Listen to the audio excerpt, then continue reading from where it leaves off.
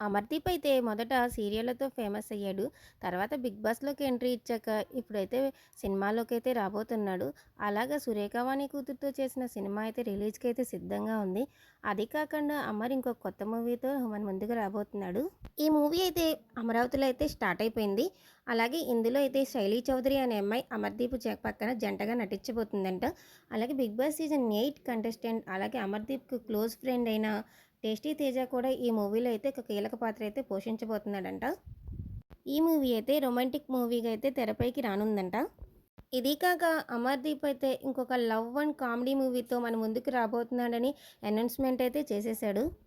Big boss నుంచి బయటకు వచ్చిన తర్వాత ఇతనైతే ఏ సీరియల్లు చేయలేదు. కొన్ని ప్రోగ్రామ్స్లోనూ అలాగే రియాలిటీ షోలోనూ పాల్గొన్నాడు అమర్దీప్ అయితే.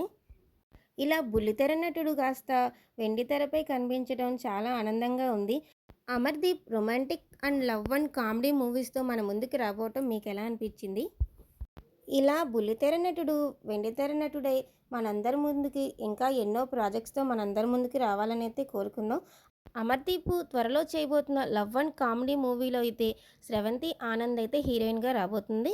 ఇలా అమర్దీప్ సినిమాల ద్వారా పరిచయం కావటం అమర్దీప్ ఫ్యాన్స్కి అయితే బాగా నచ్చుతుంది. అమర్దీప్ ఫ్యాన్స్ ఎవరైనా ఉంటే మన ఛానల్ని అయితే సబ్స్క్రైబ్ చేసుకోండి.